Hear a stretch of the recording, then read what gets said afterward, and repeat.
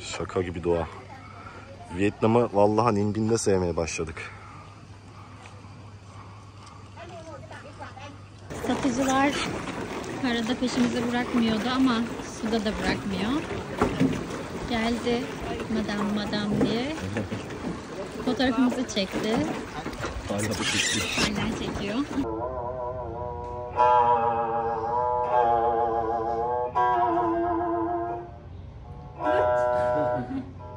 Arkadaşlar Venedik halt etmiş ya. Gelin Güneydoğu Asya'ya gelin. Bakın. Kanalların dibinde çok güzel bungalovlar. Odalar. Çok güzel yer şekilleri. Bırakın bu Avrupa'yı ya. Sıkıntılı yerlerden geçiyoruz ki arkadaşlar. Pes ediyoruz. Artık dönüyoruz. Şöyle bir foto çekindik yeter.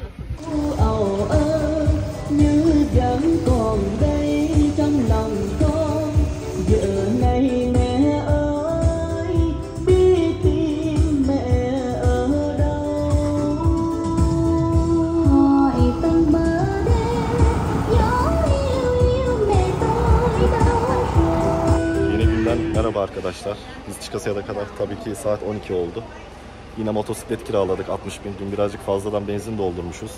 Daha yarı depo vardı. Onu bitirelim dedik. Böyle. Yamaha'mızı kiraladık. Pagoda'ya geldik. Şaka gibi doğa.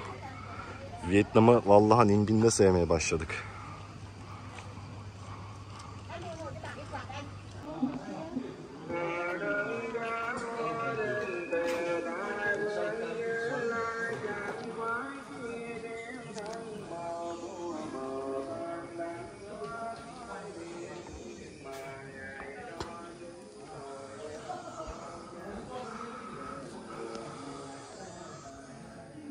Çinli amca.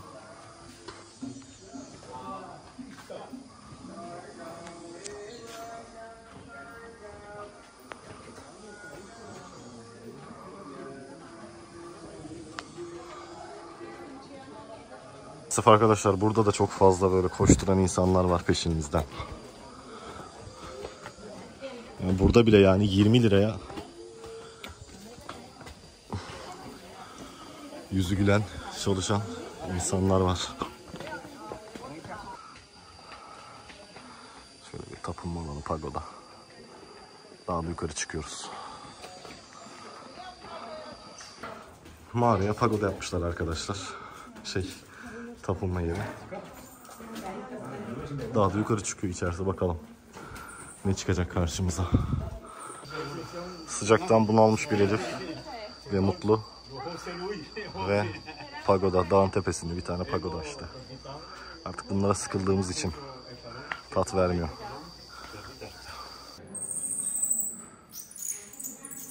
Fare gibi. Buraların özelliği böyle çikolata tepeleri gibi yerlerin olması. Bye.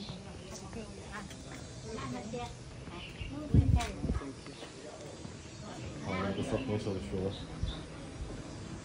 İşleri o. Ne yapsınlar?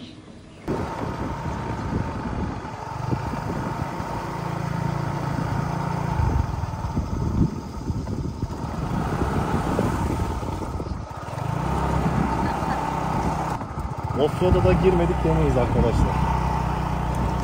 Offroad kanımızda var. Böyle bir şey mi olmaz? Buradan nereye geçeceğiz?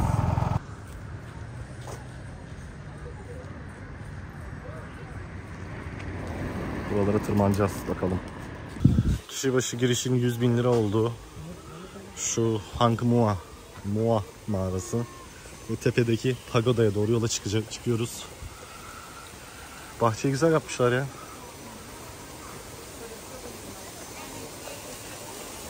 Ve sırayı görüyor musunuz arkadaşlar?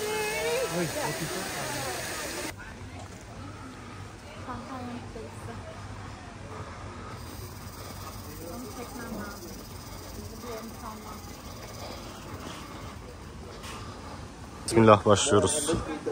400 basamak.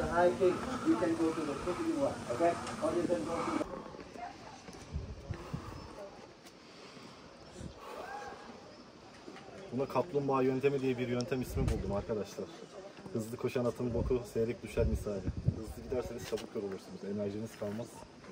Bu yöntemle her bir nefes almayı bir merdivene bölerseniz bir de geri kalan merdiven çıkışlarında da rahat edersiniz. Bir sıkıntınız olmaz. Tabii bunun konsantrasyonunu bozmamak için konuşmamanız lazım. Çok önemli bir nokta. Yavaş yürümeyi keşfeden adam. Sanki Doğu Malezya Borneo Adası'nda Mulu Milli Parkı'nın içindeki Gunung Mulu Milli Parkı'ndayız. Şunlara bakar mısınız arkadaşlar? Nasıl sivri? Gunung Mulu Milli Parkı da bunlarıyla ünlü ama ulaşması 3-4 günlük bir trekking gerektiriyor.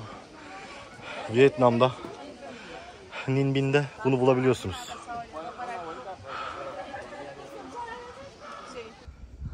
Sonunda tepeye çıkabildik. Tepelerin bir tanesi.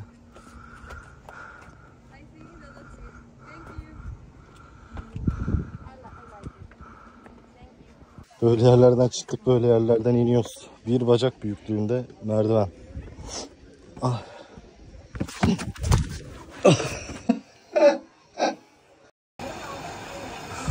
Buraya çıktık. Bir sıra burada, dağda tepesinde. Şu manzaranın güzelliğine bakın ya. Allah neler yaratıyor.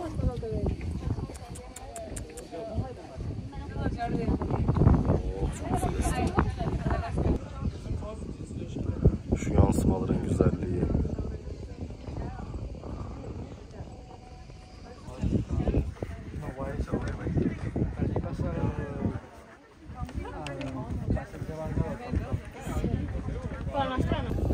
Arkadaşlar şuraya kadar her şey normal. Buradan sonra artık böyle tırmanış falan halinde çıkıyorsunuz 2 metre kadar. Çok fena. Çekmeye çalıştığım kadar artık göstereceğim size.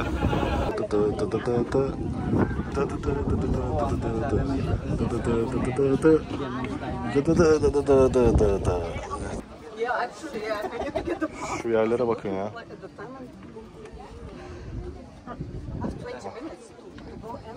Ops.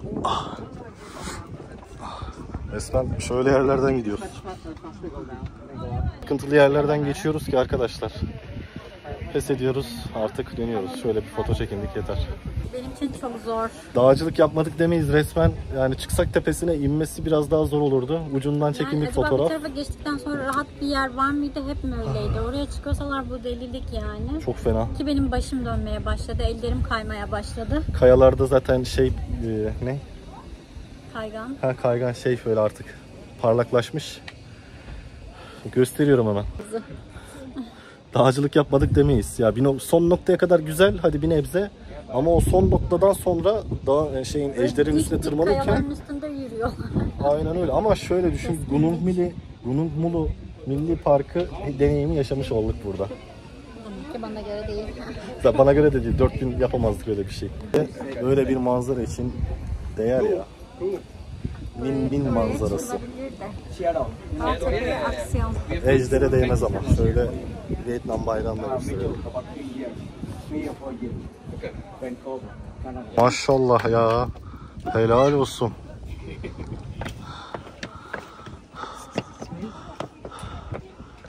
Decathlon boşuna olmamış. Bayağı dik arkadaşlar, buralar bayağı. Bir kez ayağımı burktum. İnerken aynen.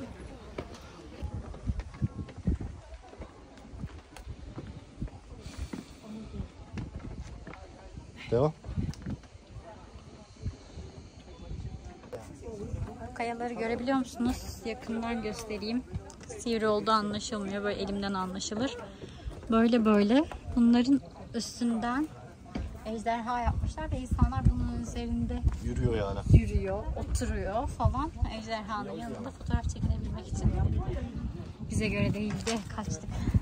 Dönerken görmüştüm. Çok güzel bir yer yapmışlar böyle. Park niyetine gelmelik. Oturursunuz, isterseniz de yukarı tırmanırsınız.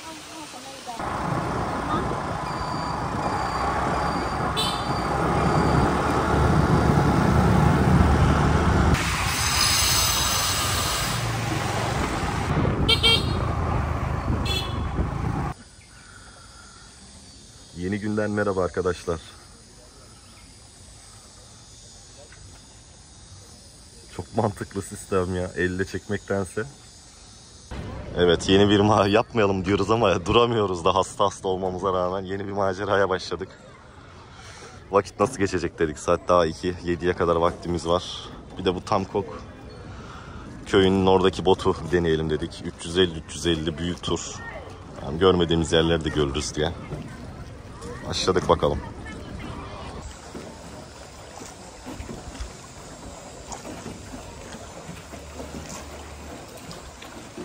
Arkadaşlar Venedik halt etmiş ya. Gelin Güneydoğu Asya'ya gelin. Bakın. Kanalların dibinde çok güzel bungalovlar. Odalar. Çok güzel yer şekilleri. Bırakın bu Avrupa'yı ya.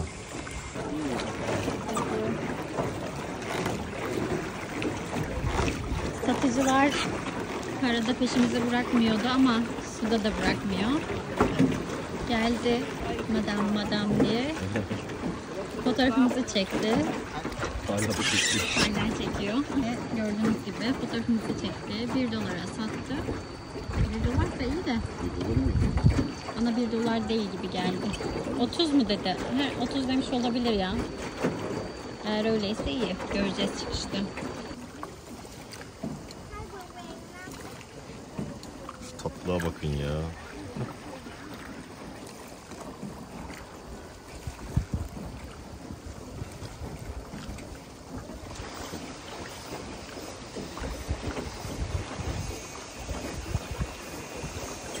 Arkadaşlar o dün çıktığımız yer vardı ya hani. Moa Cave'ler, hangi Moa? Ve üstündeki Çalmadığımız ejderha. yatan, uzanan ejderha. Yani orada o kayaların üstünden gitmek delilik ya. Şu gördüğünüz insanlar çatlak, normal değil.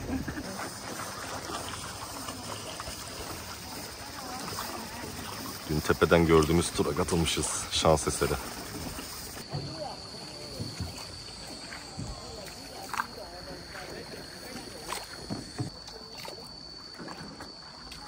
Bakın hava da çok güzel.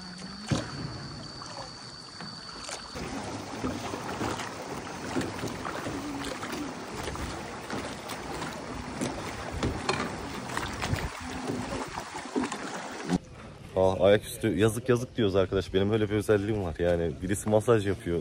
Yazık teyze ediyorum. Yazık abla ediyorum. O sürücülere de yazık diyoruz. Ondan sonra yazık dediklerimiz soyuyor gibi bir şey oluyor. Ne oldu anlat. Ne oldu? Kötü bir şey olmadı yani aslında. Ya, pahalıya geldi biraz. Yani zaten 700 tutmuştu arkadaşlar. 350 daha 350. ünlü bir turdu. Suda yüzülen tur adı neyse. Ne yaptık? Bir tık uzununu aldık şu temple'ları gezmek için. Vaktimiz var diye. 100 fazla ödedik. Yani 100'er fazla ödedik. Artı 200 öyle girdi. Ondan sonra fotoğrafımızı çektiler. 30 dediler değil mi? Başta Tanesi 30 dedi. 1 dolar dedi. Ondan sonra 4-5 tane çekmiş ya da bilmem kaç tane çektiyse toplam olarak satıyor. Mecburi satıyorlar. Bir tane vermiyor. O da güzel yani. Oradan da 200 girdi. Uyguladılar orada güzeldi. Ama karşıdan fotoğrafımız oldu. Alalım dedik. Gösterelim hemen hani şöyle. Böyle fotoğraflarımızı çektiler. Sonra bir de şöyle kraliçe tablo aldık. Sonra kıza yazık dedik. Aslında zaten tip verecek yani Aynen. bahşiş vereceğiz diye. En azından bunu alalım, faydamız olsun dedik. Aynen. Güzel gözüküyor. Evimize de güzel yakışır dedik. Evet. Bak kız yetinmedi. Aynen. İşte bir de tip dedi. Bana Yani. tip biz de yok. Zengin değiliz ki Ya, arkadaş. Gönlüne bağlı. Bize hani yok diyemedik. Yani biz beyazız diye Avrupa'dan geliyoruz zannetmesinler yani. Çekik gözlüyüz. Fakiriz. 700 tura gitti. Tur gerçekten güzel. Tavsiye ederim. Yani şaşırttı, güzel. O tepeden 2 gün önce Trangan'dan gördüğümüz, manzarada gördüğümüz turlar yapılıyor. O tura katıldık. İyi denk geldi. Kanaviç aldık. 900. 300-500 girmiştir en fazla ya. Niça.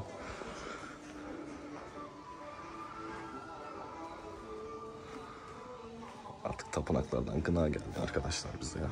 Aa, leylek gibi bir şey var.